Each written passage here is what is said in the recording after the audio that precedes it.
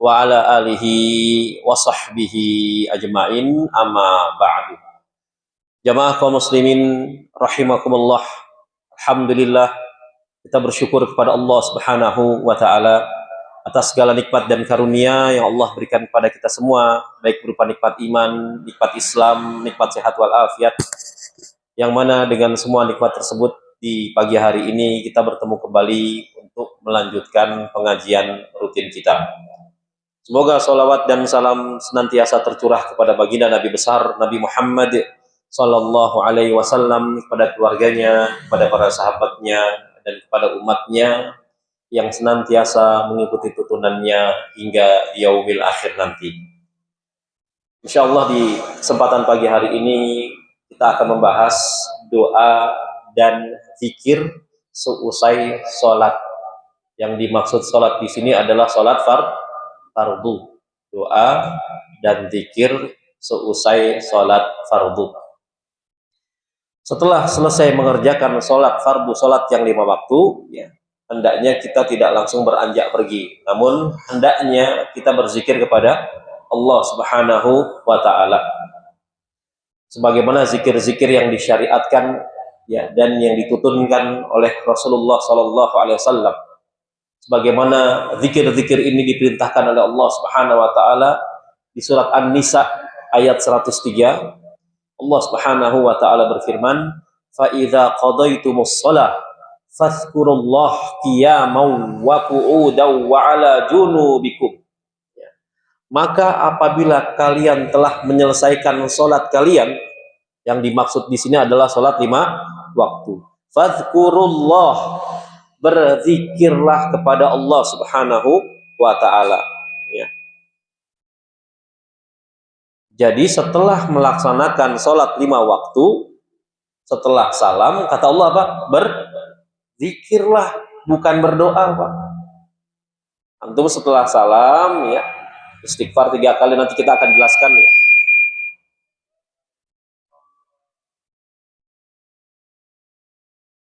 Maka kata Allah, fadhkurullah, berzikirlah kepada Allah. Jadi perintah dari Allah setelah kita menyelesaikan sholat fardu yang 5 waktu, berzikir kepada Allah Subhanahu wa ta'ala. Allah tidak menyuruh kita untuk berdoa. Fadhkurullah qiyaman, baik dalam keadaan apa? Berdiri, ya. Wa qu'udan, ya, wa qu'udan, atau ketika duduk. Wa 'ala junubikum, ya. Dan juga ketika berbaring. Ketika berbaring. Ini dalil menunjukkan kepada kita, ya, setelah selesai sholat kita senantiasa diperintahkan untuk berzikir kepada Allah Subhanahu wa ta'ala. Dalil berikutnya di surat Al-Jumu'ah ayat 10, Allah Subhanahu wa ta'ala berfirman, "Fa idza qudiyatis shalah fantashiru fil ardi wabtaghu min fadlillah wadhkurullaha katsiran la'allakum tuflihun." Ya.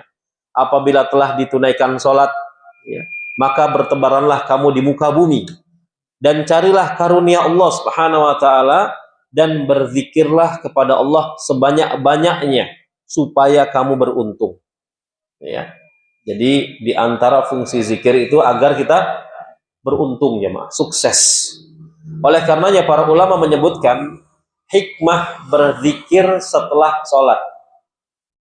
Di antara hikmah berzikir setelah sholat yang pertama, ya, karena dengan berzikir setelah sholat, zikir tersebut menjadi penambal kekurangan-kekurangan yang ada pada sholat fardu.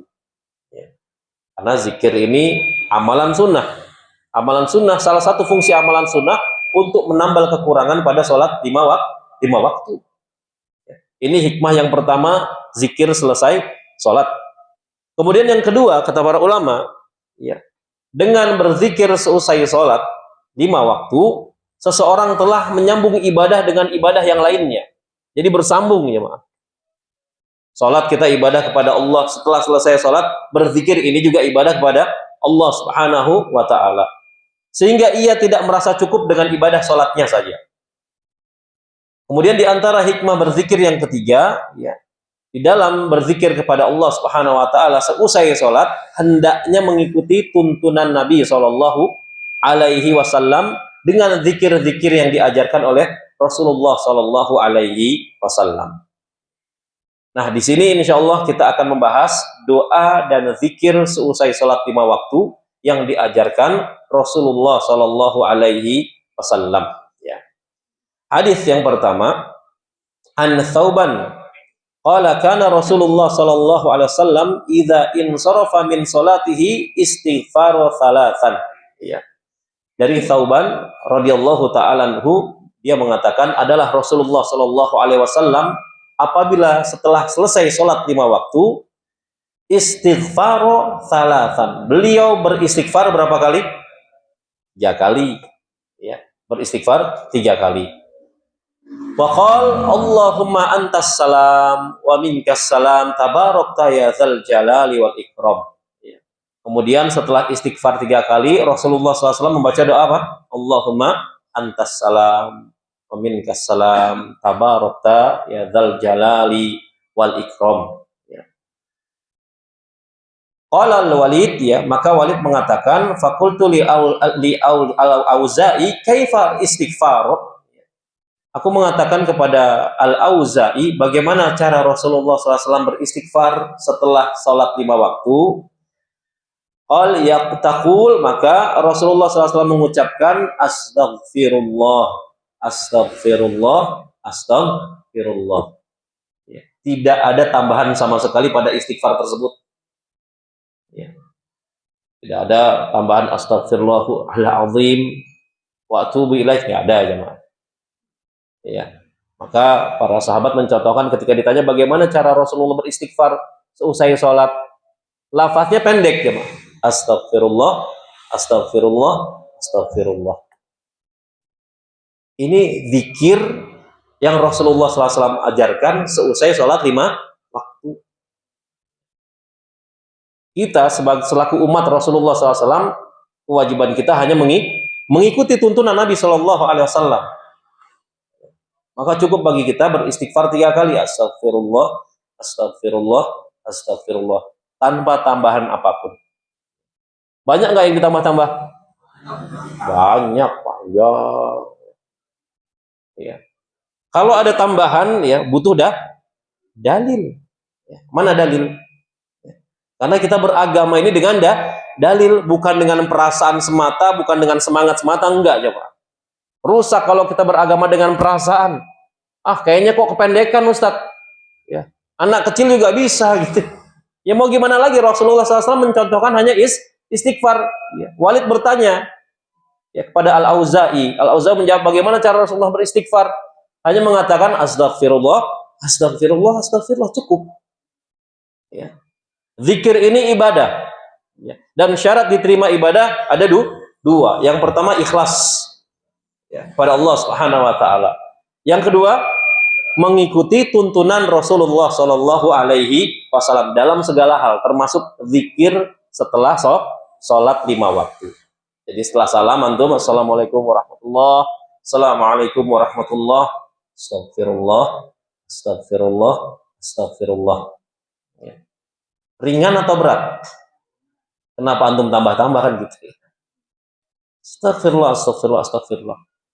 Setelah itu baca apa? Allahumma antas salam wa minkas salam tabarakta ya dzal jalali wal ikram.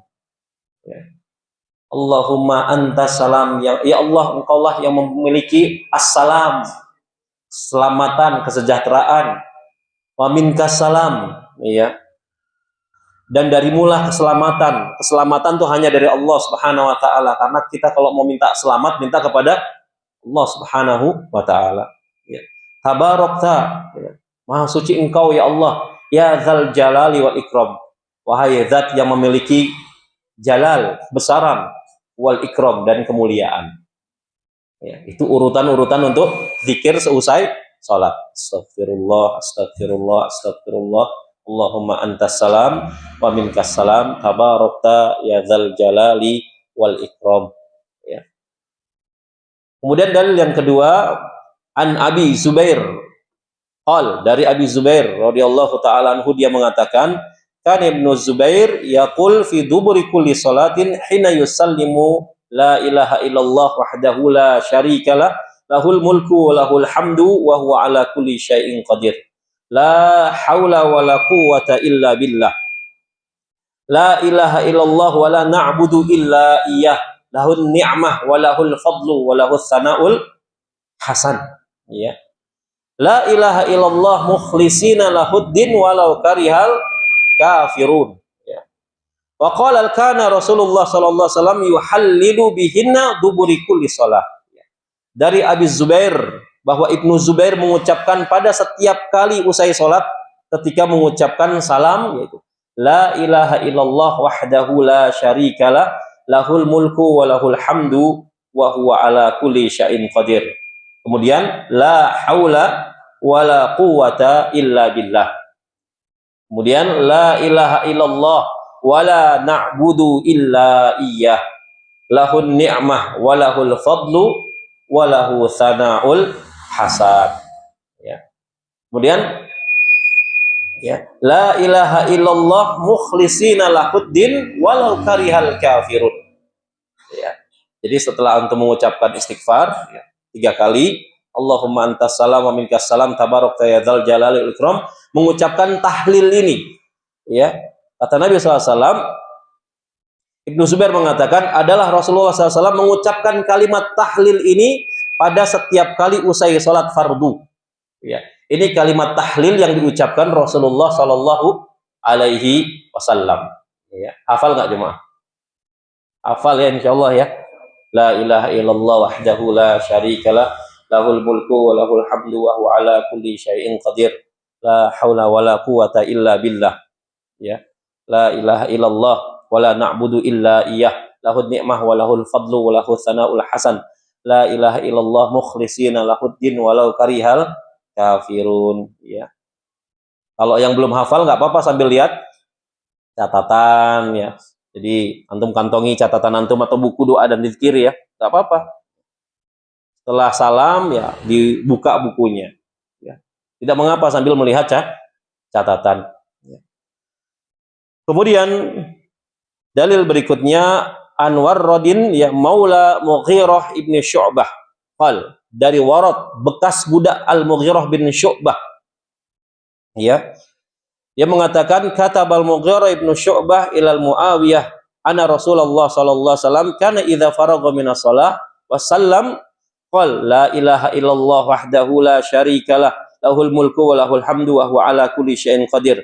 Allahumma la mani'a lima a'tait wa la mu'tiya lima mana'at wa la yanfa'ul jal jaddi minkal jad. Ya. Jadi dari Warad bekas budak Al-Mughirah bin Syu'bah bahwa Mughirah bin Syu'bah pernah menulis kepada Muawiyah bin Abi Sufyan radhiyallahu taala anhuma yang bertuliskan bahwa Rasulullah SAW seusai salat sesudah memberi salam beliau mengucapkan la ilaha illallah wahdahu la syarikalah lahul mulku wa lahul hamdu wa huwa ala kulli syai'in qadir. Allahumma la mani'a lima a'tait wa la mu'tiya lima mana'at wa la yanfa'u dzal jaddi minkal jaddi. Ya, hafal enggak? Hafal ya insyaallah ya. Kalau belum hafal nggak apa-apa Pak, buat catatan. Ya.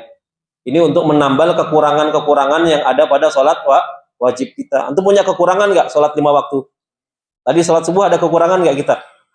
Ya banyak Pak. Ihdinas siratal mustaqim. Ketika imam baca ihdinas siratal mustaqim, apa artinya? Tunjukilah kami jalan yang lurus. Pikirannya kemana-mana tuh, udah belok-belok. Padahal imam membaca tunjukilah kami jalan yang lurus. Ya. Kadang kalau sedang sholat sendiri, sholat zuhur umpamanya, ya, 3 rakaat atau 4 rakaat, ya, lupa, banyak kekurangan di mana-mana.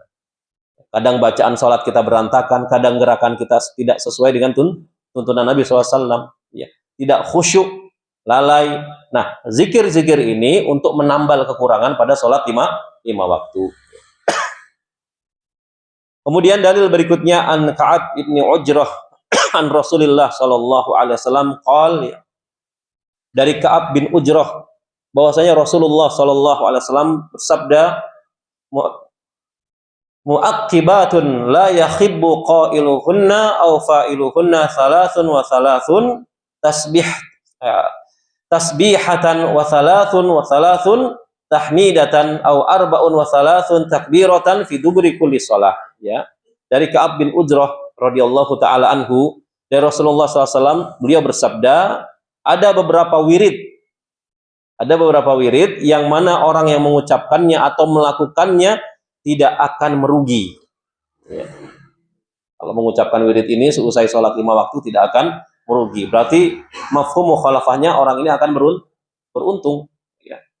Yaitu mengucapkan tasbih. Tasbih itu kalimatnya apa? Subhanallah. Ya. 33 kali. Subhanallah, subhanallah, subhanallah. Nanti kita akan bahas, ya. Lebih baik pakai jari atau pakai tasbih. Akan kita bahas insyaallah. Ya. Atau pakai batu, kerikil, ya. Kemudian tahmid. Kalimat tahmid bagaimana jemaah? Alhamdulillah, alhamdulillah, alhamdulillah. Ya. Tapi bacanya harus benar, ya. Jangan disingkat-singkat, ya. Mau cepat 33 kali, enggak. Ya. Lama-lama subhannya hilang, tinggal apa? Allah, Allah, Allah, Allah, Allah, Allah, Allah, Allah, Allah. Ya. Bahkan ada yang sampai ribuan kali. Ya. Allahnya hilang, tinggal apa? Hu.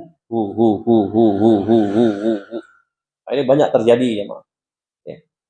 Jadi kalau antum membaca zikir itu harus tenang, fokus, fasih. Subhanallah, subhanallah, subhanallah, subhanallah. Pelan-pelan saja, ya, Mak. Ya.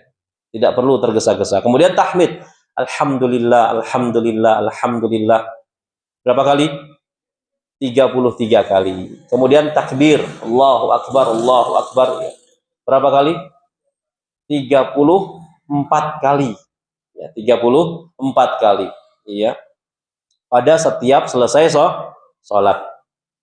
Yang dimaksud di sini sholat 5 waktu. Ya. Nah, ini yang dilakukan Rasulullah SAW. Ya. Tasbih, tahmid, takbir. Kemudian dalam riwayat yang lain, an Abi Hurairah radhiyallahu taala anhu, dari Abu Hurairah radhiyallahu taala anhu, an Rasulillah sallallahu alaihi wasallam, dari Rasulullah sallallahu alaihi wasallam, man sabbahallah fi duburi kulli shalah salatan wa salatin wa hamidallah salatan wa salatin wa kabbarallah salatan wa salatin wa tilka tis'atun wa tis'un. Ya.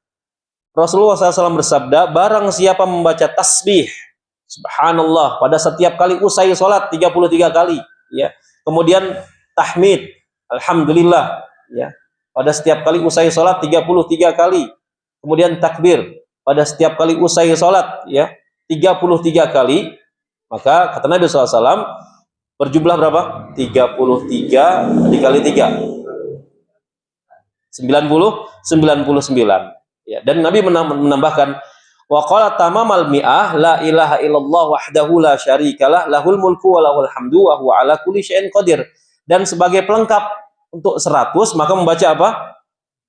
Tahlil la ilaha illallah wahdahu la syarikalah lahul mulku wa lahul hamdu wa huwa ala kulli syai'in qadir. Ya. Jadi ada 2 riwayat, Pak. Tasbih yang riwayat pertama, tasbih 33, tahmid 33, takbir 34. Jadi berapa? 100. Riwayat yang kedua dari Abu Hurairah, ya, tasbih berapa? 33, tahmid 33, takbir 33. Sebagai pelengkap 100, tahlil. Bagaimana tahlilnya? La ilaha illallah wahdahu la syarikalah lahul mulku wa lahul hamdu wa huwa ala kulli syai'in qadir. Dari 2 riwayat ini, yang mana yang paling sering antum lakukan? Yang kedua, Masya Allah, ya. Yang pertama pernah? 33, 34. Ya. Kalau yang kedua, 33, tahlil sebagai pelengkap untuk menjadi 100 kata Nabi Shallallahu Alaihi Wasallam. Kalau kita baca ini selesai sholat 5 waktu, kata Nabi SAW, tidak akan merugi, alias beruntung. Ya, alias beruntung. Ya. Kemudian kata Nabi SAW di akhir hadis ini, "Ghufirat khotoyahu wa in kanat misla zabadil bahr." Ya. Maka niscaya diampuni dosa-dosanya walaupun sebanyak buih di lautan. Ya, antum pernah lihat buih di lautan? Itu sangat banyak sekali. Dosa manusia, dosa kita banyak atau sedikit? Coba cung yang dosanya sedikit. Ada yang berani, Pak. Ya. Dosanya banyak. Dengan mengucapkan tasbih, tahmid, ya, kemudian takbir, kemudian ditambah kalimat tahlil, maka kata Nabi SAW, yang pertama itu beruntung, ya. Yang kedua, Allah akan ampuni dosa-dosanya meskipun sebanyak buih di lautan, insya Allah. Dan ini bisa diqadha, ya. Bisa antum sambil duduk, ya, bertasbih, tahmid, takbir. Nah, ini bisa kita lakukan sambil duduk, sambil berbaring, sambil berdiri. Ya. Kemudian dalam riwayat yang lain, an Mu'adz ibnu Jabal, dari Mu'adz bin Jabal, dia mengatakan, akhadha Rasulullah sallallahu alaihi wasallam yauman biyadi faqal, ya, pada suatu hari Rasulullah sallallahu alaihi wasallam ya berjabat tangan denganku. Nabi berjabat tangan dengan Mu'adz bin Jabal, ya. Kemudian Nabi bersabda kepada Mu'adz, ya Mu'adz, kata Rasulullah, wahai Mu'adz, ya, wallah, demi Allah, inilah uhibbuk, ya, sesungguhnya aku benar-benar menyintaimu karena Allah. Masya Allah. Ya. Itulah yang dikatakan Rasulullah kepada Mu'adz bin Jabal. Kalau kita jadi Mu'adz bin Jabal, kira-kira gimana, Pak? Waduh, Masya Allah, ya. Ketemu jabat tangan bersama Rasulullah, ya Mu'adz, wallahi, sampai sumpah, demi Allah, ya, aku mencintaimu karena Allah, wahai Mu'adz. Masya Allah. Langsung kayak disiram air dingin, nyes. Alhamdulillah. Kemudian fakulta, ya, maka aku pun mengatakan, kata Mu'adz, ya, bi abi anta wa ummi, wallah inilah uhibbuka, ya. Maka aku jawab, kata Mu'adz, ya, ku jadikan bapakku dan ibuku sebagai tebusan. Ini ungkapan orang-orang Arab, ya. Ku jadikan bapakku dan ibuku sebagai tebusan, ya. Demi Allah, aku juga mencintaimu karena Allah. Insyaallah, ya. Mu'adz bin Jabal. Kemudian qal ya Mu'adz, inni usika la tada'anna an taqul duburi kulli shalah, ya, taqul Allahumma inni ala dzikrika wa syukrika wa husni ibadatik. Kata Nabi SAW, wahai Mu'adz, sesungguhnya aku akan berwasiat kepadamu, ya, janganlah sekali-kali engkau tinggalkan membaca pada setiap kali usai sholat 5 waktu, Allahumma a'inni ala dzikrika wa syukrika wa husni ibadatik. Ya. Ya Allah, tolong aku untuk menyebut namamu dan bersyukur kepadamu. Ya. Hukum asal lisan kita, Pak. Allah menciptakan lisan kita, hukum asalnya dibahasahi lisan kita dengan berzikir kepada Allah, kecuali ketika di mana? Di toilet. Betul, Pak, di toilet. Makanya setelah keluar dari toilet, doanya apa? Gufronaka. Artinya apa gufronaka? Ya Allah, ampuni aku. Keluar WC, kenapa minta ampun kepada Allah? Kenapa jamaah? Karena di dalam toilet, di dalam WC, lisan kita berhenti dari berzikir kepada Allah Subhanahu wa Ta'ala.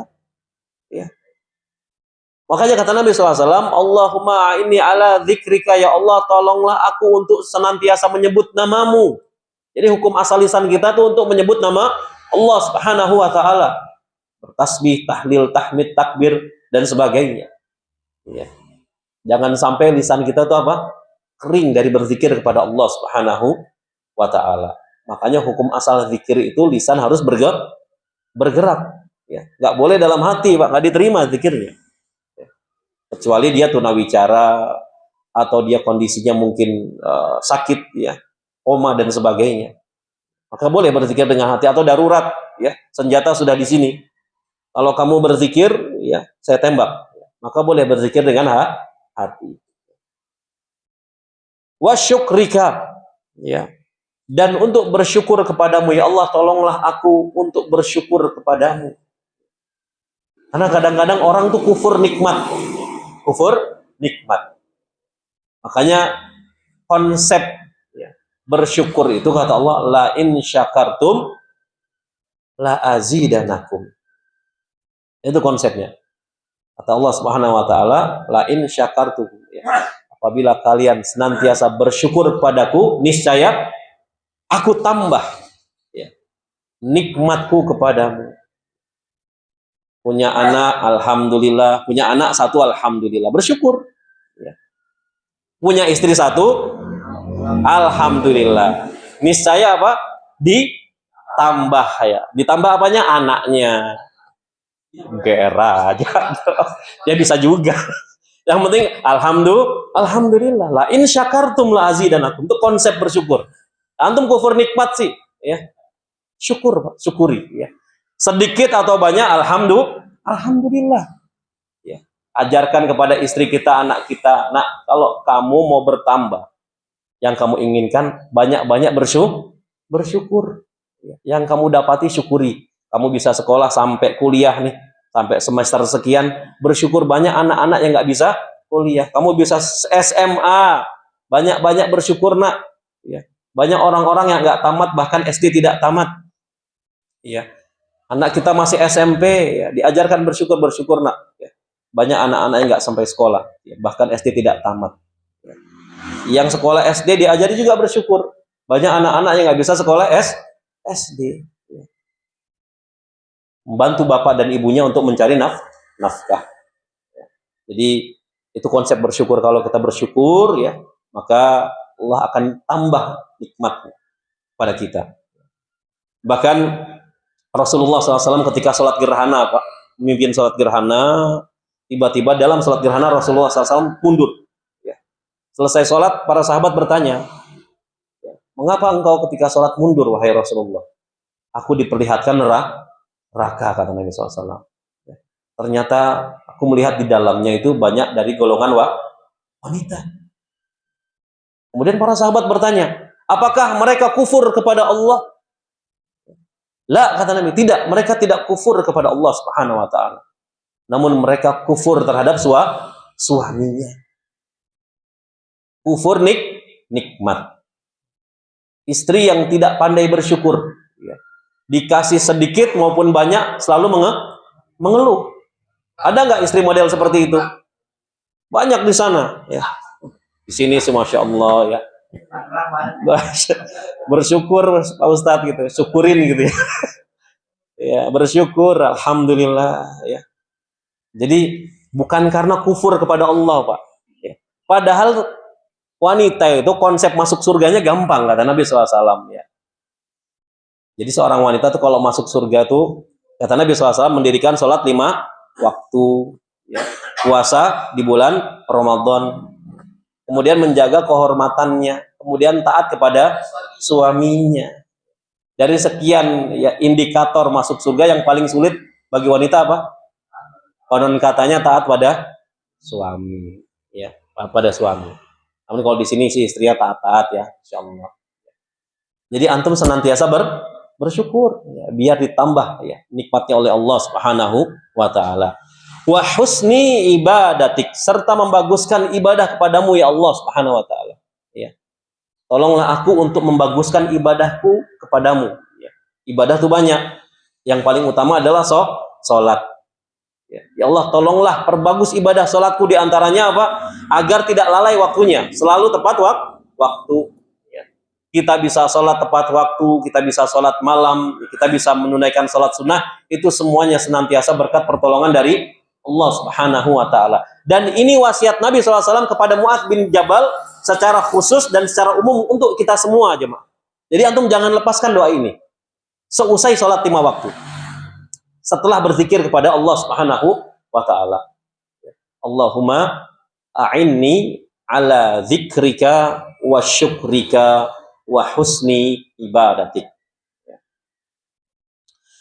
Kemudian dalil yang lainnya, an Abi Umamah anna Nabiya sallallahu alaihi wasallam qol, dari Abu Umamah bahwa Nabi sallallahu alaihi wasallam bersabda, man qara'a ayatal kursi, ya, dubri kulli shalah maktubatin lam yamna'hu min dukhulil jannah illa an yamut. Kata Nabi SAW, ya, barang siapa membaca ayat kursi. Ayat kursi itu surat apa, jemaah? Bagian dari surat Al-Baqarah. Hafal nggak? Hafal. Ada yang nggak hafal, beli pajangan ayat kursi, ya.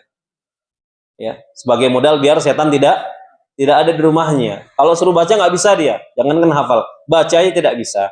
Ya. Jadi Al-Quran itu bukan buat pajangannya, Mak. Ya, bukan buat pajangan. Fungsi Al-Quran diturunkan itu bukan untuk pajangan. Yang pertama, fungsi Al-Quran diturunkan kata Allah Subhanahu Wa Taala ya, untuk dibaca, kemudian untuk dihafalkan, untuk ditadaburi, untuk diamalkan, untuk didakwahkan, bukan untuk pajangan. Ya. Jadi antum tidak usah majang ayat kursi di warteg, di restoran pajang surat apa biasanya? Biar rezekinya lancar. Ada sebagian orang berkeyakinan memajang surat tertentu, ya itu laris manis Tanjung Kimpul. Surat apa ya? Al Al-Waqiah. Al-Waqiah. Padahal tidak ada dalil. Nggak ada dalil. Ya. Yang menunjukkan kalau pajang surat Al-Waqiah di tempat usaha kita, niscaya rezeki akan laris manis. Coba Anda perhatikan, ada sebagian rumah makan ya atau warteg ya, itu pajang surat Al-Waqiah. Anda suka lihat tuh, oh Al-Waqiah. Yang lebih parah lagi pajang rajah. Rajah tahu ya? Tulisan-tulisan huruf hijaiyah, ada jim, ada ain ya. Ada ba, ada fa, tempel tuh di atas pintu biasanya. Huruf hijaiyah. Itu rajah, Pak.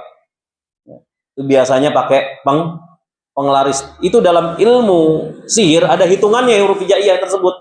Jim itu hitungannya berapa? Itu ada hitung-hitungannya. Ditempel di atas pintu biasanya. Jadi antum kalau mau beli makan di rumah makan di restoran ya. Begitu masuk lihat ke atas pintu dulu, oh ada rajahnya. Jangan beli. Ya. Jangan beli. Saya pernah berbincang-bincang sama supir bis waktu itu, supir bis. Dia cerita supir bis wisata ini. Pak Ustadz, saya kalau weekend itu suka ngantar orang ke gunung. Ya. Jadi bisa disewa untuk ke gunung. Loh, ke gunung ngapain, Pak? Mereka pada apa? Minta penglaris. Saya tanya, ke gunung apa biasanya? Ya, gunung apa biasanya? Pengalaman ya. Gunung Kawi kata dia. Ya, Bapak supirnya Gunung Kawi Pak Ustadz. Tapi saya senang dapat tipsnya besar soalnya. Saya nasihatin Pak, itu berarti antum ta'awun kalau gitu ya. Kalau sudah tahu memang tahu mereka ingin minta penglaris, besok-besok jangan Pak. Meskipun dapat tipsnya banyak. Iya. Banyak juga Pak Ustadz, yang Chinese juga banyak katanya. Pada ke Gunung Kawi. Saya mah nunggu di bawah aja Pak Ustadz, nggak ikut. Yang penting kan cuannya katanya. Yang penting cuannya, tipsnya, Masya Allah. Ya. Sampai sekarang Pak, sampai sekarang ya, kalau weekend. Jadi bisnya tuh khusus disewa untuk ke gunung. Ya. Dia nunggu di bawah, nanti orang-orang naik ke atas. Itu pengusaha semua. Ada yang cindo, ada yang pribumi. Cindo tahu ya? Ya. Pribumi, Gunung Kawi, Gunung Kemukus. Gunung Sindur dekat. Kalau Gunung Agung sudah tutup ya. Jadi banyak yang seperti itu. Ya. Dan ini termasuk ta'awun. Alal ismi wal udwan. Tolong menolong pada dosa dan kemaksiatan. Ya. Jadi antum kalau mau beli makan ya, begitu masuk lihat dulu ada rajahnya, nggak usah. Ya. Kenapa? Pakai penglaris itu, pakai jin. Ya. Pakai jin. Atau kadang-kadang di sebagian rumah makan atau restoran memajang foto ulama tertentu, sama lagi ulamanya. Ya. Meyakini kalau dipajang foto tersebut, niscaya usahanya laris manis Tanjung Kimpul. Ya. Masuk restoran ini, kok sama fotonya? Masuk ini, oh sama ya, pakai songkok agak miring dikit lehernya gitu ya. Pakai kain hijau. Ya, ada ya. Itu ada keyakinan tertentu memang. Nah, ini bisa menjerumuskan seorang ke dalam perbuatan apa? Syirik, mengkultuskan manusia nggak boleh. Awalnya dari foto, ya. Orang yang meninggal kuburnya kemudian ditinggikan, dihias, lama-lama disembah, minta-minta ujung-ujungnya. Ya. Kemudian ya kata Nabi SAW, barang siapa membaca ayat kursi pada setiap usai sholat wajib, sholat yang 5 waktu, maka tak ada yang bisa menghalanginya masuk surga kecuali ia meninggal dunia. Jadi jangan tinggalkan baca ayat kursi seusai sholat 5 waktu. Ya. Tidak ada yang menghalanginya masuk surga. Kata Nabi SAW. Kemudian zada Muhammadun ibnu Ibrahim fi hadithihi wa qul huwallahu ahad. Muhammad bin Ibrahim dalam hadisnya menambahkan, dan kemudian Rasulullah SAW membaca Qul huwallahu ahad. Surat apa? Al-Ikhlas. Uniknya surat Al-Ikhlas tidak ada kata ikhlas. Ini menunjukkan, kata para ulama, barang siapa yang ikhlas, ya, kemudian dia mengeluarkan kata ikhlas, ketahuilah dia belum ikhlas. Bang masjid, Pak, ikhlas, Pak. Wah, ikhlas banget. Sampai matanya itu dongkol. Ketahuilah dia belum ikhlas. Jadi kalau ikhlas itu tidak perlu dilafazkan, karena ikhlas itu amalan hati. Ya. Tidak perlu dilafazkan dengan lisan saya di kelas kok, nggak perlu. Ya. Kalau orang masih melafazkan kata ikhlas, ketahuilah dia belum ikhlas. Makanya hikmah di antara surat Al-Ikhlas tidak ada kata ikhlas. Ya. Di antaranya tersebut. Ya. Baik jemaah, kemudian berikutnya an Uqbah ibnu Amir radhiyallahu taala anhu qol, dari Uqbah bin Amir radhiyallahu anhu qol, dia mengatakan, amaroni Rasulullah sallallahu alaihi wasallam an aqra'a bi muawwidzat dubri kulli shalah. Ya, dari Uqbah bin Amir, dia mengatakan Rasulullah sallallahu alaihi wasallam memerintahkanku untuk membaca muawwidzat. Muawwidzat itu 3 surat. Ya. Kemudian 3 surat ini disebut muawwidzat. Ya, apa saja? Al-Ikhlas, ya, Qul huwallahu ahad, kemudian Al-Falaq, ya, kemudian An-Nas, muawwidzat. Ya. Kalau orang-orang suka menyebutnya apa? Trikul. Ya. Qul huwallahu ahad, ya. Kemudian Al-Falaq, Qul a'udzu birabbil falaq, kemudian Qul a'udzu birabbin nas. Jadi setelah baca ayat kursi, baca muawwidzat. Ya, baca muawwidzat. Dan insyaallah semuanya hafal. Hafal semuanya. Ya, hafal semuanya. Dan biasanya menjadi surat favorit dalam salat, ya, terutama salat tarawih, ya. Yang 23 rakaat biasanya di mix, Pak. Surat ini sama Al-Ikhlas, surat ini sama Al-Ikhlas terus. Saya pernah jadi imam salat tarawih di suatu masjid, ya. Jadi sudah ditempel tuh. Barang siapa jadi imam tidak boleh lepas dari baca surat yang sudah dipajang di tembok. Saya lihat, oh, setiap rakaat ada Al-Ikhlas semua, ya, Masya Allah, ya. Ini Al-Ikhlas, ini Al-Ikhlas, ini Al-Ikhlas. Kemudian berikutnya an Ummi Salamah, ya, dari Ummu Salamah, anna Nabiya sallallahu alaihi wasallam, adalah Nabi sallallahu alaihi wasallam, kana yaqul idza shalla subha hina yusallimu Allahumma inni as'aluka ilman nafi'an wa rizqan thayyiban wa amalan mutaqabbalan. Ya.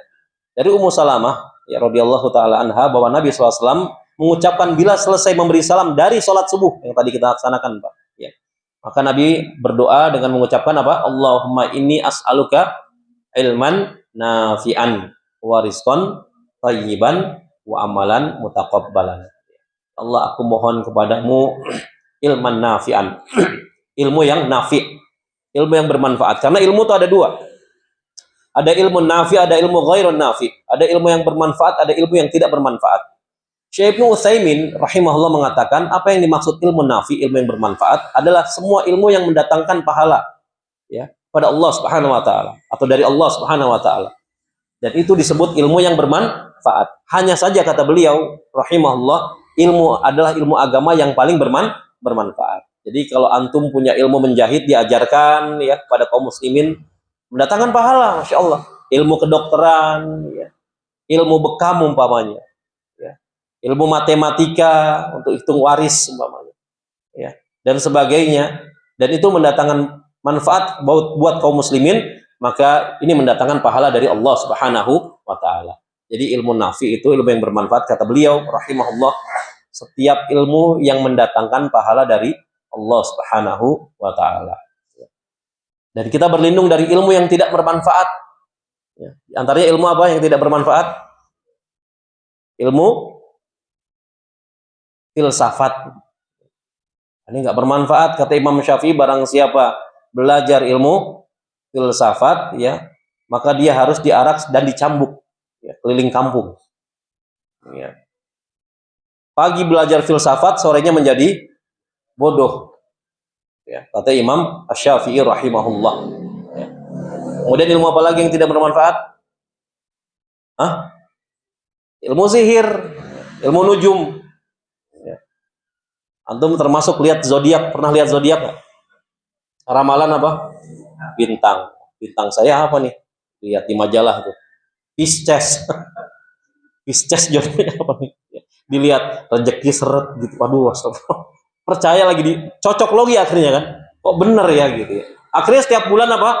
Beli majalah tersebut, lihat ramalan bintang. Masih mending ramalan cuaca, antum melihat ramalan bintang. Percaya lagi ya. Nah, ini bisa terjerumus dalam perbuatan apa? Syirik ya, perbuatan syirik. Wa rizqan thayyiban, dan rizki yang thayyib. Ya. Thayyib itu apa? Nabi tidak menyebutkan wa rizqan halalan, enggak. Namun wa rizqan thayyiban, karena setiap yang thayyib sudah pasti halal. Namun belum tentu yang halal sudah pasti thayyib. Paham enggak antum? Ya. Coba contoh, berikan contoh ya, profesi yang halal namun tidak thayyib. Halal ya, namun tidak thayyib. Apa kira-kira? Bang kerja haram ya di bank ya, bank konvensional kan ya riba, ada bunga dan segala macamnya. Yang halal namun tidak thayyib, kira-kira apa Pak? Contohnya ya dengan tidak merendahkan enggak ya. Para ulama contohnya orang-orang yang mohon maaf ya, mengais sampah. Mengais sampah yang sebagiannya untuk dijual. Ada nggak?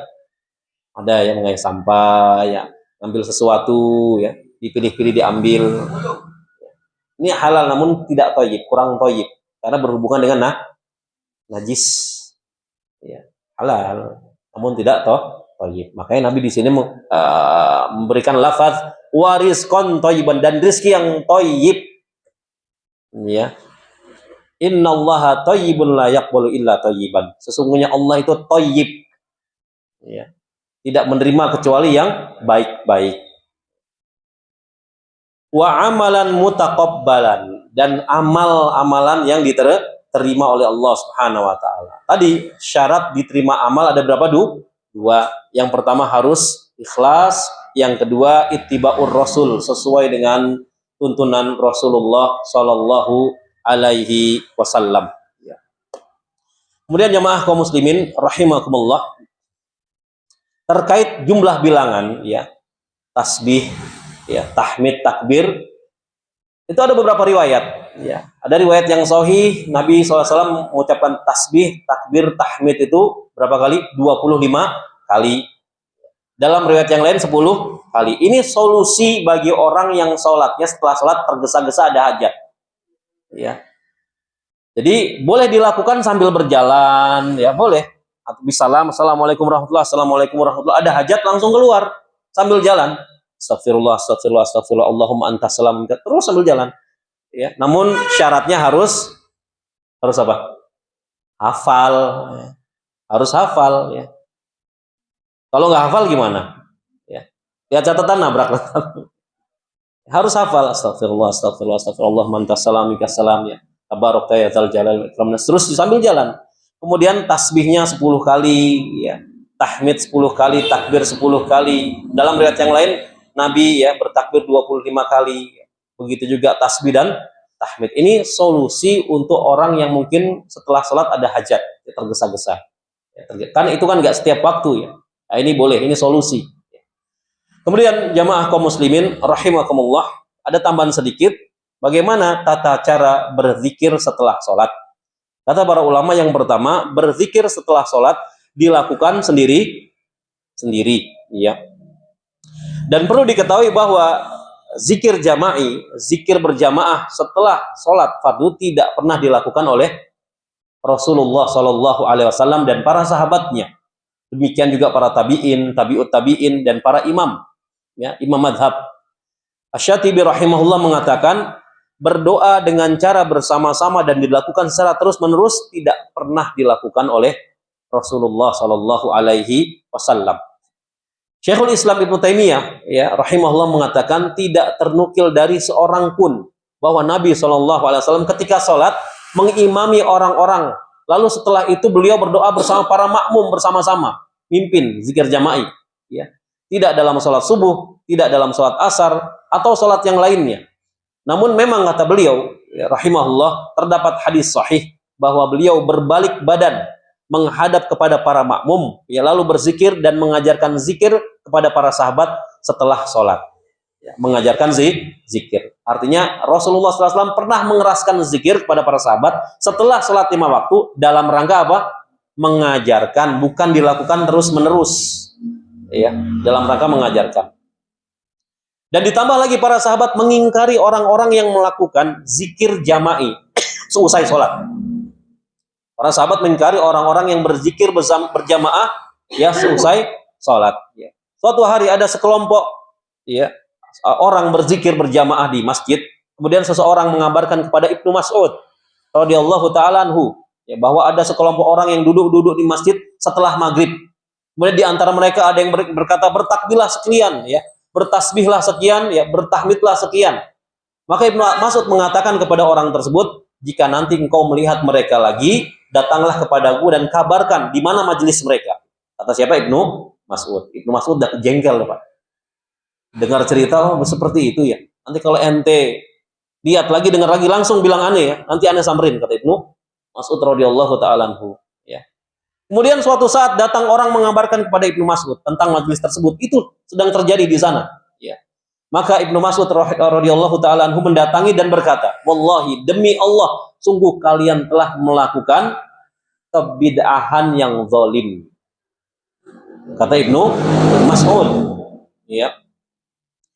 Atau kalian telah memiliki ilmu yang lebih daripada para sahabat Nabi? Ibnu Mas'ud masih ada kok, ini ada sebagian orang bikin ya syariat baru. Ya. Mengeraskan zikir kemudian apa? Berjamaah dan satu komando. Maka salah seorang dari mereka yang bernama Amr bin Utbah mengatakan, kami hanya beristighfar kepada Allah Subhanahu wa taala. Maka Ibnu Mas'ud menjawab, hendaknya kalian ikut jalan yang benar, ya, dan pegang erat itu. Maksudnya apa? Sunnah Nabi SAW. Tuntunan Nabi SAW dalam berzikir setelah sholat. Kalau kalian berbelok ke kanan atau ke kiri, kalian akan tersesat sejauh-jauhnya. Jadi pernah terjadi sepeninggal Rasulullah SAW wafat, ya, nggak lama udah mulai itu muncul tuh, ya, ada yang mengadakan zikir berjamaah. Ibnu Mas'ud jengkel, ditegur oleh Ibnu Mas'ud. Ya. Kata Ibnu Mas'ud apa? Bid'ah yang zalim, kata beliau. Bid'ah yang zalim. Ya. Adapun riwayat dari Imam Syafi'i, ya, bahwa beliau membolehkan zikir jama'i, ya, sangat jelas maksud beliau kata para ulama adalah sekedar untuk mengajarkan. Sekali lagi untuk mengajarkan, bukan untuk dilakukan secara terus-menerus dan berulang-ulang, tidak. Ya. Ya. Beliau mengatakan imam dan makmum silahkan memilih zikir yang ia amalkan setelah selesai sholat, dan hendaknya ia merendahkan suara ketika berzikir. Ya. Kecuali jika imam ingin mengajarkan kepada makmum, kecuali kata Imam Syafi'i, ya, maka silahkan dikeraskan suaranya hingga terlihat para makmum sudah mengetahuinya. Oh, seperti itu zikir setelah usai sholat. Setelah itu kata beliau kembali berzikir dengan lirih. Ya, ini dalam kitabnya Al-Um. Ya.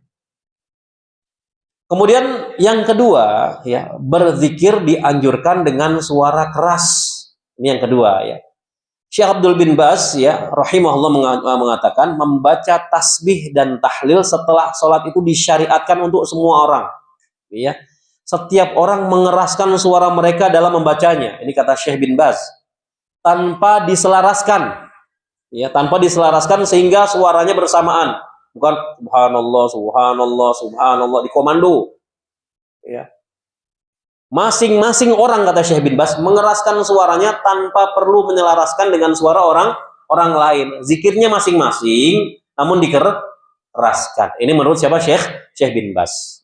Ibnu Abbas radhiyallahu taala anhu mengatakan, di zaman Nabi SAW, orang-orang biasa mengeraskan suara dalam berzikir setelah selesai sholat wajib. Hadis ini sahih riwayat Bukhari. Ya. Namun yang dimaksud mengeraskan di sini, kata Syekh bin Baz, masing-masing, tidak perlu diselaraskan dengan yang lainnya dan tidak perlu dikomando. Masing-masing mengucapkan zikir dengan suara yang keras. Ya. Beliau juga mengatakan, aku tahu bahwa mereka telah selesai sholat ketika aku mendengar suara zikir mereka. Ya. Dan riwayat Ibnu Abbas menjelaskan bahwa para sahabat mengangkat suara mereka dalam berzikir setelah sholat, sampai-sampai orang yang berada di sekitar Masjid Nabawi mengetahui bahwa mereka sudah selesai dari salam. Ya, karena terdengar suara apa? Zikirnya. Namun zikirnya masing-masing. Allahumma antas salam wa minkas salam tabarakta ya dzal jalal. Sebelah sana sudah subhanallah subhanallah masing-masing tanpa diselaraskan, tanpa dikomando, ya. Dan di sini ada catatan dari para ulama, namun bukan berarti dilakukan secara bersamaan dengan dipimpin, tidak, ya. Bukan demikian, ya. Bahkan yang benar itu satu orang berzikir sendiri dan yang satu lagi demikian, berzikir sendiri, ya. Kemudian cara menghitung tasbih, tahmid, dan takbir. Gimana cara menghitungnya? Apakah dengan jari atau dengan wasilah tertentu seperti tasbih dan batu kerikil umpamanya? Ya. Dari Yasirah bintu Yasir, ya radhiyallahu taala anha, Nabi SAW mengatakan, hendaknya kalian bertasbih, bertahlil, ya, bertakdis, dan buatlah uqdah dengan jari jemari, ya. Karena jari-jari tersebut akan ditanya oleh Allah Subhanahu wa taala dan bisa berbicara jari-jari kita di hari kiamat. Maka janganlah kalian lalai sehingga lupa terhadap rahmat dari Allah. Uqbah tuh ruas-ruas jari jemaah. Tasbih, tahmid, takbir dengan uqbah dari jari-jari kita. Ini nih, apa namanya sini? Ruas-ruas jari, ya. Ini kalau dihitung dari sini sampai sini berapa jumlahnya? 33, pas. 33, ya. Antum hitung aja. Subhanallah, subhanallah, subhanallah, subhanallah, subhanallah, ya. Subhanallah, subhanallah, subhanallah, subhanallah. Subhanallah, subhanallah, subhanallah, terus sampai sini 33, ya. Dan ini nanti akan bersaksi, jari kita di hari kiamat akan berbicara bahwa saya pernah dipakai untuk berzikir dengan si fulan, ya Allah. Saya adalah bagian anggota badan si fulan dan ketika di dunia saya senantiasa dipakai untuk berzikir. Itulah keutamaan berzikir dengan menggunakan jari jemari. Dalam riwayat yang lainnya, Nabi SAW memerintahkan mereka untuk memperhatikan takbir, ya, tahmid, tahlil, dan hendaknya mereka membuat uqdah dengan jari-jari tadi, ya, menghitung dengan jari-jari, karena jari-jari tersebut akan ditanya dan akan bisa berbicara di hari kiamat, ya. Kemudian bagaimana kalau berzikir dengan biji tasbih, ya? Kan ada ya orang berzikir dengan biji tasbih, ya. Terkait berzikir menggunakan biji tasbih, ulama berbeda pendapat terkait hal tersebut, ya. Pendapat pertama hukumnya bid'ah. Pendapat pertama mengatakan berzikir dengan menggunakan tasbih hukumnya bid'ah karena tidak pernah dilakukan oleh Nabi SAW dan para sahabat, padahal mereka mampu melakukannya. Ya, padahal mereka mampu melakukannya, namun Nabi dan para sahabat tidak melakukannya. Dan pendapat ini dikuatkan oleh Syekh Muhammad Nasruddin Al-Albani rahimahullah. Ya. Pendapat yang kedua hukumnya boleh. Hukumnya boleh berzikir dengan tasbih sekedar untuk sarana menghitung, untuk membantu, sarana, wasilah, ya, untuk menghitung tanpa diyakini ada keutamaan khusus pada tasbih tersebut. Ya, kalau di film-film kan kalau dilempar, ya, kepada setan, setannya kebakar gitu kan, ya. Pohon kelapa jadi emas dilempar tasbih. Kayak film-film apa namanya Wali Songo, ya, dilempar pohon kelapa jadi emas. Nah, kalau tidak ada keyakinan tertentu ini nggak boleh. Namun kalau untuk wasilah sarana saja, ya, ini tidak mengapa, ya. Dan ini pendapatnya Syekh Abdullah bin Baz rahimahullah. Syekh bin Baz mengatakan yang rojih, yang kuat, tidak mengapa berzikir dengan menggunakan biji tasbih. Karena terdapat riwayat dari sebagian sahabat dan sebagian salaf, kata beliau, bahwa mereka bertasbih dengan kerikil. Dengan kerikil, Pak, ya. Dengan kurma juga, kurma, ya, atau tali. Jadi sebagian sahabat pernah berzikir dengan menggunakan kerikil, dengan menggunakan kurma, dan juga menggunakan tali, ya. Maka kata Syekh bin Baz, menggunakan tasbih tidak mengapa, namun menggunakan jari itu lebih utama, ya, jari tangan lebih utama. Namun menggunakan tasbih, ya, itu sebagai wasilah tanpa meyakini keyakinan tertentu, ini nggak mengapa, kata Syekh Abdullah bin Baz. Syekh bin Baz itu siapa? Grand Mufti Saudi ketika itu, yang kedua kalau nggak salah. Grand Mufti Saudi yang kedua. Kalau sekarang siapa Grand Mufti Saudi? Kerajaan Saudi. Syekh Shalih Al Fauzan. Ya, baru diangkat. Usia beliau berapa? 94 tahun. Masya Allah. 94 tahun jadi Grand Mufti. Hafal Al-Quran, hafal hadis Bukhari, Muslim, 94 tahun, Pak. Antum berapa tahun lupa-lupa terus. Ina atau ina lagi. 94 tahun Grand Mufti masih produktif. Syekh bapaknya Syekh Abdul Razak, ya, Syekh Abdul Muhsin Al-Abad Al-Badr masih mengajar di Masjid Nabawi usianya 93 tahun. Ya. Ini jaminan Allah Subhanahu wa taala kepada orang-orang yang senantiasa berinteraksi dengan Al-Qur'an setiap harinya. Ya, dijamin apa? Di masa tuanya, ya, Allah jamin tidak akan terkena penyakit demensia. Demensia itu apa? Pikun. Jadi kalau antum baca Quran, rajin baca Quran, insya Allah di masa tua tidak pikun. Ya. Kan ada juga orang nggak pernah baca Quran, ya, sama nama anak cucunya pikun. Lupa, kamu siapa ya namanya? Tapi sama fulus, wah nggak pikun dia. Wah ini merah saya tahu nih 100.000. Tapi kalau sama cucu-cucunya lupa namanya. Ya. Namun kalau antum rajin baca Quran, Pak, setiap harinya, insya Allah di masa tuanya itu tidak terkena penyakit pikun. Ya. Apalagi punya hutang, pasti tagih lah, lupa pikun ya.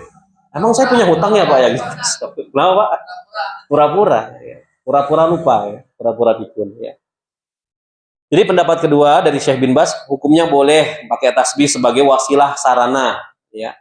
Pendapat ketiga, hukumnya makruh. Ya. Zikir dengan menggunakan tasbih, hukumnya makruh. Ini pendapat yang dikuatkan oleh Syekh Muhammad Shalih Al-Utsaimin rahimahullah. Beliau mengatakan bertasbih dengan biji tasbih, ya, meninggalkannya itu lebih utama. Meninggalkan berzikir dengan tasbih itu kata beliau, meninggalkannya lebih utama. Namun bukan bid'ah, kata Syekh Ibnu Utsaimin, bukan bid'ah. Syekh Ibnu Utsaimin ini dijuluki sebagai faqihuz zaman, orang yang fakih di zaman ini. Siapa yang memberi julukan tersebut? Para ulama, termasuk diantaranya Syekh bin Baz. Ya. Beliau Syekh Ibnu Utsaimin adalah faqihuz zaman, ya, orang yang terfakih di zaman ini. Dan beliau mengatakan, ya, berzikir dengan tasbih hukumnya makruh, bukan bid'ah, ya, kata Syekh Ibnu Utsaimin. Karena ada landasannya kata beliau, yaitu sebagian sahabat bertasbih dengan kerikil, ya. Namun Rasulullah SAW membimbing kita kepada yang lebih utama. Bimbingan Rasulullah pada kita itu dengan apa? Jari jemari. Karena nanti jari jemari akan bersaksi di hari kiamat, bisa berbicara. Ya. Jadi antum kalau ada orang melihat zikir dengan tasbih jangan galak-galak. Wah, ahlul bid'ah.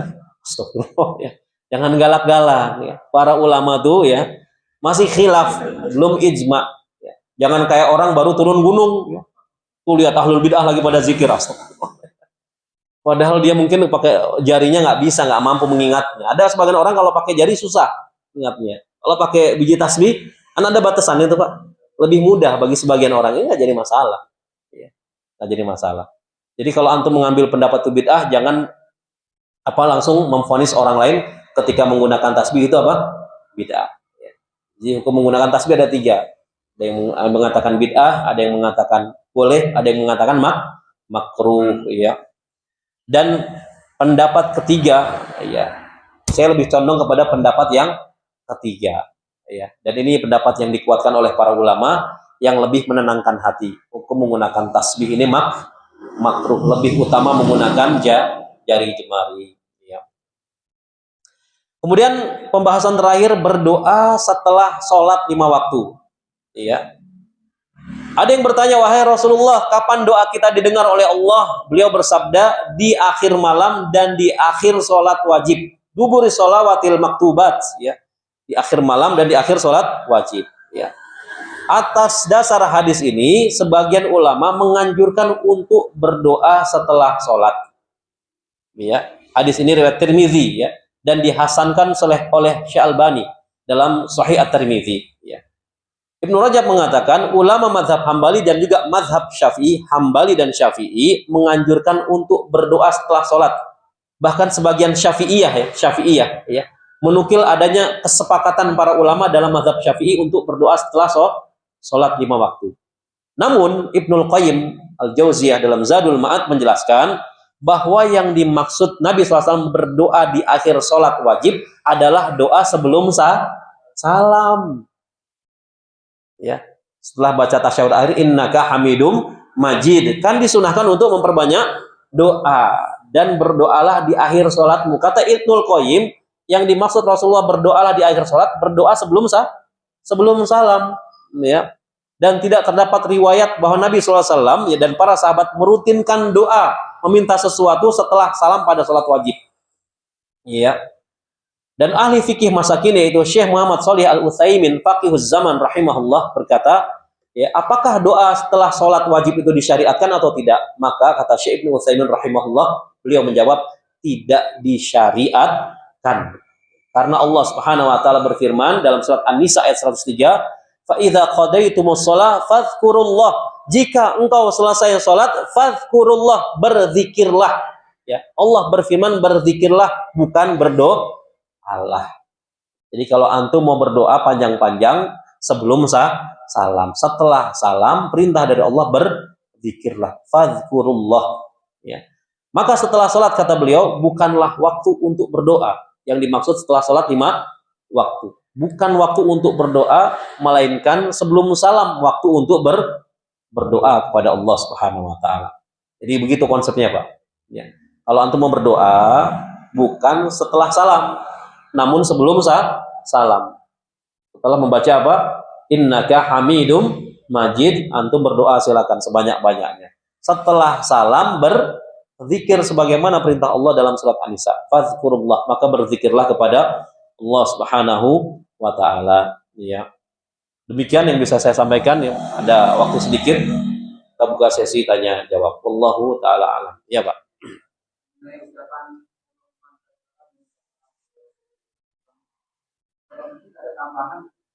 Ya. Tambahannya apa, Pak? Lupa ya.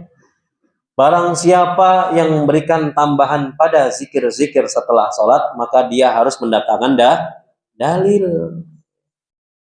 Karena kewajiban kita sebagai umat Rasulullah SAW adalah mengikuti tuntunan, jangan ditambah-tambah, jangan dikurangi. Beragama itu jangan berinovasi dalam beragama, tidak boleh, jemaah. Inovasi itu cukup dalam dunia saja. Dulu tidak ada handphone, sekarang ada handphone. Dulu naik haji, naik onta, ya pakai onta, pakai kapal laut, sekarang pakai pesawat. Boleh.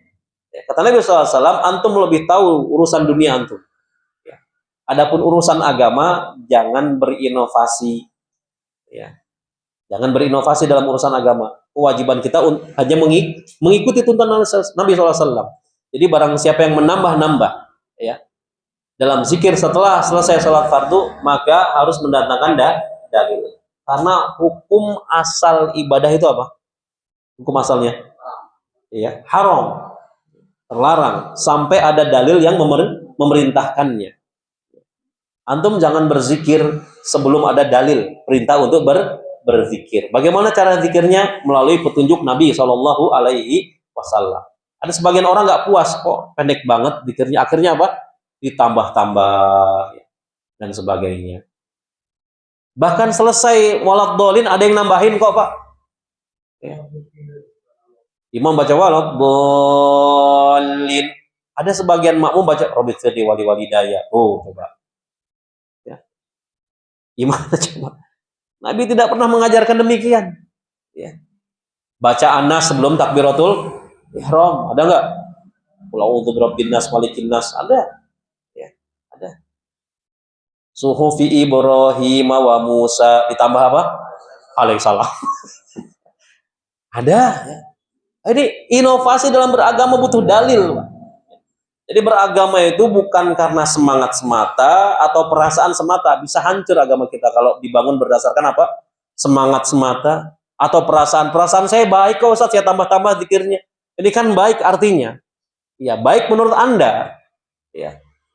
Makanya kata Imam Malik, manistahsana faqad syara'a. Barang siapa yang menganggap baik suatu perbuatan, ketahuilah dia telah membuat syariat baru.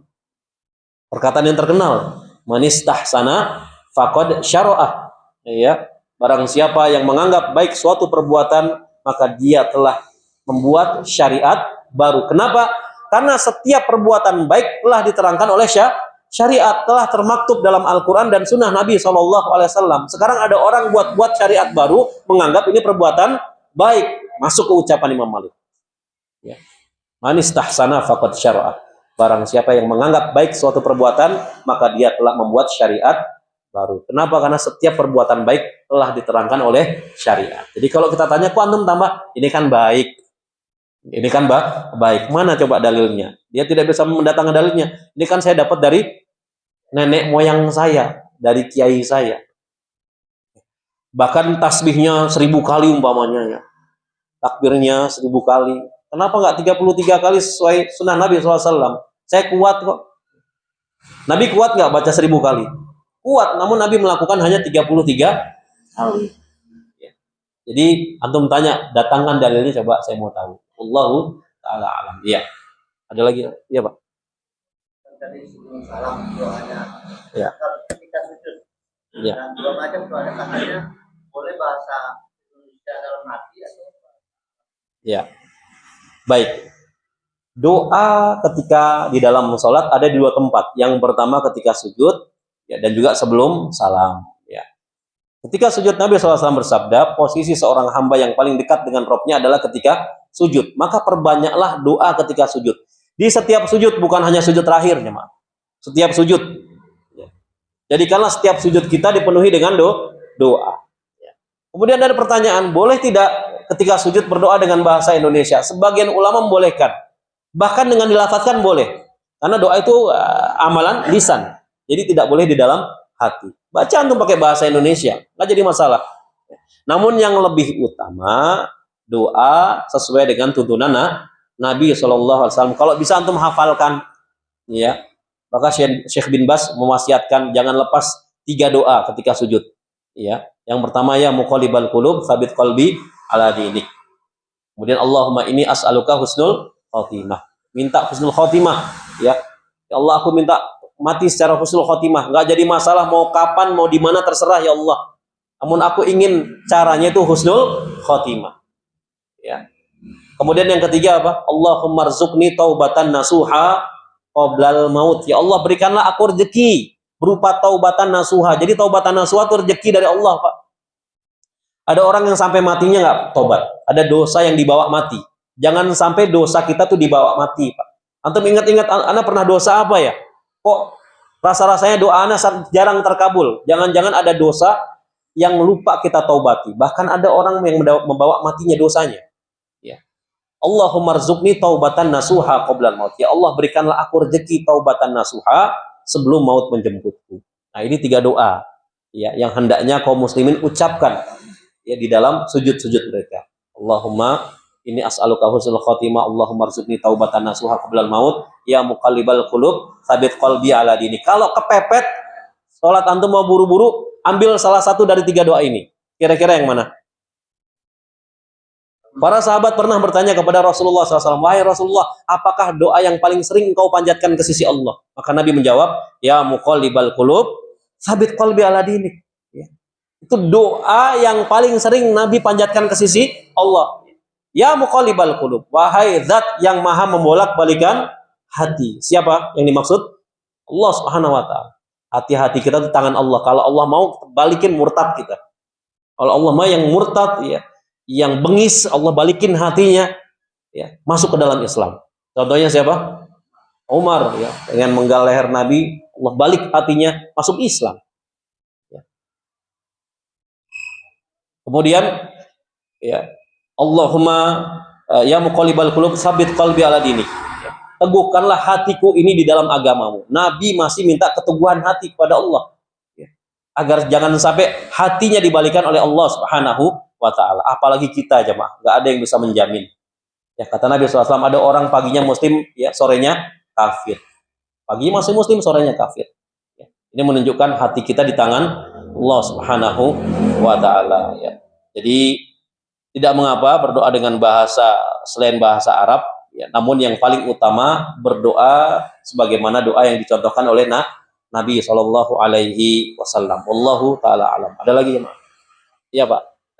kalau imam gitu ya? Ya. Memberikan badan itu sampai berapa lama ya? Sampai itu selesai atau ya itu kita terus balik lagi? Ya. Ada riwayat yang mengatakan ya, Nabi kita membaca Allahumma antas salam wa minkas salam tabarakta ya dzal jalali wal ikram, kemudian balik badan ke arah makmum. Ya. Ada yang mengatakan ya balik badan ya, menghadap makmum, ada yang mengatakan menghadap ke sebelah kanan dari makmum. Ya. Sampai kapan? Sampai selesai. Ya. Atau dikondisikan. Misalnya jamaah laki-lakinya hanya 2 orang. Ya.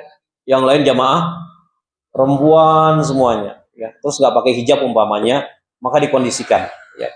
Kalau khawatir timbul fitnah, maka tidak perlu balik berlama-lama, balik badan lagi ke arah kiblat. Jadi bisa dikondisikan. Dan ini termasuk anjuran, ya anjuran. Nabi ketika itu mengajarkan para sahabat untuk berzikir, cara berzikir.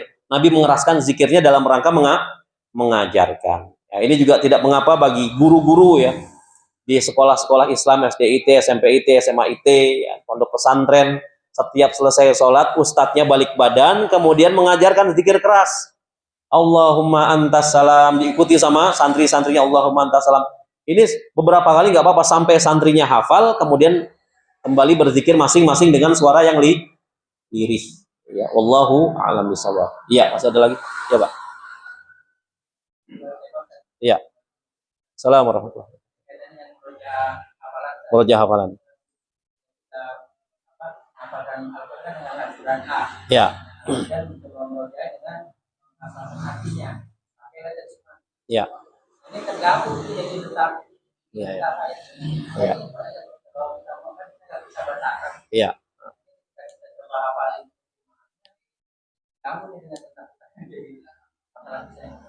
Iya. Jadi memang kalau kita sedang menghafal Quran, ya tipsnya itu memang jangan ganti-ganti mushaf, Pak. Ya, mushaf hafalan. Pakai mushaf satu itu saja sampai hafal 30 juz. Jangan berganti, itu akan menyulitkan kita. Nah, karena kita nggak bisa bahasa Arab, ya. Karena kita Arab apa? Maklum. Bahasa Arab, untuk mentadaburnya perlu terjemahan gitu ya. Terjemah juga, tafsir juga. Ya. Maka bisa ya, membeli Al-Quran yang rosemnya Utsmani, dobetnya Utsmani. Ya, rosem Utsmani, dobet. Dobet itu ilmu yang mempelajari tentang tanda baca Al-Quran. Fathah, kasroh, dhammah itu ya, awalnya seperti apa sih, tasydid awalnya seperti apa, itu dobet. Nah, Al-Quran standar internasional ya, dengan Al-Quran cetakan Departemen Agama Republik Indonesia itu rosemnya sama, Utsmani. Yang berbeda apa? Dobetnya. Tanda bacanya beda. Contoh umpamanya kalau kita belajar ilmu Al-Quran, ilmu tajwid itu ada namanya hukumnya matsilah sugro atau matsilah kubro ya. Itu biasanya setelah hak domir itu hak ya, hak kata ganti orang ketiga itu ada waw sukun kecil. Misalnya di surat Al-Ikhlas, walam yakul lahu, dibaca 2 harokat kan lahunya ya, kufuwan ahad. Lahu di situ kalau pakai mushaf standar internasional ya, setelah lahu itu ada waw sukun kecil di bawahnya. Ya. Namun kalau pakai Al-Quran cetakan Depak, waw sukun kecilnya hilang, Pak. Yang dirubah apa? Domahnya terbalik jadi angka 6. Itu namanya dobet. Ya. Dobetnya beda. Ya. Makanya mohon maaf ya, orang-orang kita kalau sedang umroh, Pak, biasa baca Al-Quran cetakan Departemen Agama ya, ketinggalan Al-Qurannya nggak kebawa ketika umroh atau haji. Sedang nunggu di Masjid Nabawi, Masjidil Haram, nunggu waktu sholat, ngambil Al-Quran di rak Masjid Nabawi. Ambil begitu dibuka, susah banget. Susah bacanya, akhirnya nggak jadi baca Quran. Padahal itu yang standar internasional, itu yang resmi. Iya, yang resmi. Karena Al-Quran diturunkan di mana? Mekah dan Madinah. Namun di sini ya dobetnya dirubah. Rosemnya sama. Ya, jadi artinya ketika antum mau menghafal Al-Quran, usahakan mushafnya memakai rosem Utsmani, dobet Utsmani yang sudah standar internasional. Ya. Kemudian yang kedua, jangan berganti-ganti mushaf ketika menghafal Al-Quran. Ya. Jangan berpindah-pindah. Pakai mushaf itu saja. Kemudian ketika antum ingin mentadaburinya, boleh dengan menggunakan mushaf yang lain, mushaf terjemah. Ya, mushaf terjemah nggak jadi masalah. Insya Allah nggak apa-apa. Misalnya hafalan antum sampai surat Al-Mulk ya, tinggal dikasih tanda saja, pakai stiker kan ada ya, yang berwarna stiker ya, boleh. Nah, tinggal baca terjemahannya ya. Kalau bisa terjemahannya tanpa takwil, karena terjemahan yang beredar kebanyakan dengan takwil. Ya, tangan Allah ditakwil apa? Takwil itu memalingkan dari makna sesungguhnya. Tangan Allah ditakwil apa? Menguasai. Ya, jadi kalau bisa antum beli terjemah tanpa takwil, ada tuh Pak. Ya. Misalnya tabarakalladzi biyadihil mulku wa huwa ala kulli syai'in qadir. Ya, tabarakalladzi yadun itu kan tangan. Ya. Itu kalau antum nanti kalau pulang ya, buka Al-Qur'an coba. Surat Al-Mulk ayat 1. Kata yad diterjemahkan tangan atau menguasai. Kalau di mushaf antum diterjemahkan menguasai itu sudah ditakwil. Sudah dipalingkan dari makna sebenarnya. Iya. Terjemahan yang bagus menerjemahkan sebagaimana yang Allah tetapkan, itsbat wa nafi. Allah menetapkan dirinya punya tangan, kita sebagai hambanya menetapkan, namun jangan samakan tangan kita dengan tangan Allah. Ya. Jadi antum buka surat Al-Mulk. Jadi kalau mau tadabbur Quran, usahakan terjemahannya tanpa takwil. Ya. Bagaimana Ustaz caranya biar tahu? Buka aja surat Al-Mulk ayat 1. Ya. Maha suci Allah yang dengan tangannya ya segala kerajaan, segala kekuasaan. Kalau itu dengan tangannya bagus. Tapi kalau antum nanti buka Al-Mulk ya ayat 1 terjemahannya segala puji bagi Allah atau maha suci bagi Allah yang menguasai, ya sudah takwil. Sudah takwil. Jadi boleh baca terjemahan namun usahakan terjemahan tanpa takwil. Antum cari itu Al-Qur'an, terjemah tanpa takwil. Ya. Kemudian untuk tafsirnya baca yang pemula, tafsir Muyassar ya. Jangan langsung masuk Ibnu Katsir, Tabari, pusing antum. Ya. Jadi yang paling dasar dulu. Wallahu a'lam bishawab. Iya. Sudah? Iya, Pak. Selamat, Pak.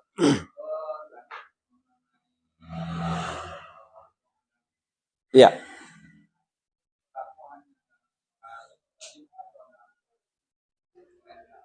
Baik, apakah doa dalam sujud berlaku pada sholat wajib saja atau boleh dilakukan dalam sholat sunnah? Hadis ini berlaku umum, artinya dalam setiap sholat, baik sholat wajib maupun sholat sunnah. Dan ingat, di setiap sujud, bukan hanya sujud terakhir. Mubazir sujud antum sayang, ya. Hanya membaca subhana rabbiyal a'la sayang. Antum tambahkan doa. Kalau imamnya cepat kan kita tahu karakter imam, Pak. Kalau Pak Imam ini sujudnya cepat nih, saya pegang satu doa deh, ya muqallibal qulub tsabit qalbi ala dinik. Ya. Wah, imam ini biasanya sujudnya lama. Ini kayaknya bisa terakomodir 3 doa ini bisa. Ya. Kan bisa kita lihat ya karakter seorang. Wah, ini imam ini sujudnya lama atau cepat bisa kita lihat. Ya. Ada imam kita baru baca subhanallah Allahu akbar. Allahu akbar. Ada nggak? Ada ya, bulan Ramadan biasanya banyak. Ya. Kilat khusus salatnya. Baik, demikian ya Allahu a'lam bishawab. Subhanakallahumma wa bihamdika asyhadu an la ilaha illa anta astaghfiruka wa atubu ilaik. Wassalamualaikum warahmatullahi wabarakatuh.